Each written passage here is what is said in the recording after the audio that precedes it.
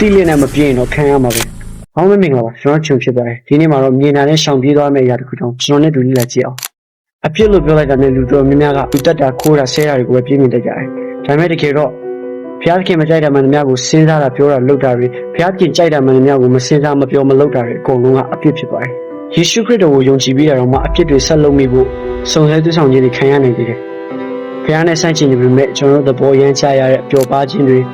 မူရရှိတဲ့အရာတွေကိုလုပ်မိပြီးအပြစ်နုံတွေကိုခြေချမိနိုင်သေးတယ်။ဒါပေမဲ့အပြစ်ကိုမြင်ပြီးလုံးမိတော့မယ့်အချိန်မှာကျွန်တော်တို့အထက်မှာရှိတဲ့တန်ရှင်သောဝိညာဉ်တော်ကကျွန်တော်တို့ကိုစကားပြောတယ်။ဒါမကောင်းမှုဒါမလုပ်သင့်ဘူးဆိုတာကိုဖွင့်ပြတယ်။အဲ့လိုတန်ရှင်သောဝိညာဉ်တော်ကစကားပြောတဲ့အခါမှာဝိညာဉ်တော်ရဲ့လမ်းပြမှုတိုင်းအပြစ်ကိုရှောင်ထွက်သွားဖို့လိုပါတယ်။အဲ့လိုမှမဟုတ်ဘူးဆိုတော့ကျွန်တော်တို့ရဲ့ဇာတိအသွေးသားကိုလိုက်ပြီးအပြစ်သွေးဆောင်မှုတွေလိုက်ပါသွားမှာဖြစ်ပါတယ်။မြင်အောင်ကြည့်လိုက်ပါ။ဒီထဲမှာရေချိုးနေဒီရန်ကောင်ကကိုယ်စီလာနေတာကိုမြင်တဲ့အခါမှာ